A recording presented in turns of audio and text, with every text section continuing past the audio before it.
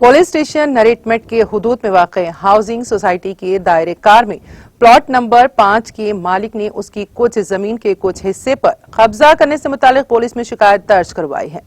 मुतासिरा शख्स ने शिकायत की कि उन्होंने मेरी इजाजत के बगैर न सिर्फ उसके प्लॉट नंबर 4 के साथ उसके प्लॉट कंपाउंड दीवार को गिराया बल्कि हमारे प्लॉट की सड़क पर भी कब्जा कर लिया और दीवार बनाई। मुतासिरा शख्स का कहना है कि इस सिलसिले में नरेटमेट पुलिस ने मेरी जानिब से की गई शिकायत पर कब्जा करने वाले के खिलाफ मुकदमा करने की बजाय पुलिस ने मेरे खिलाफ ही मुकदमा दर्ज किया है।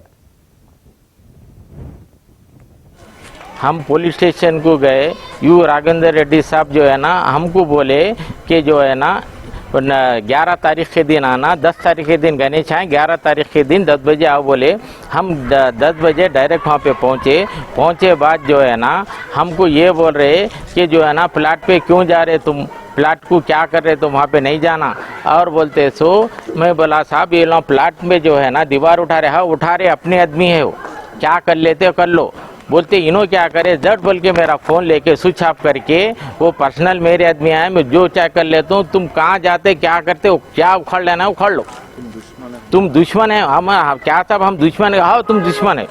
जो कर लेना। ये जो है ना राघवेंद्र रेड्डी साहब बोले मेरे फ़ोन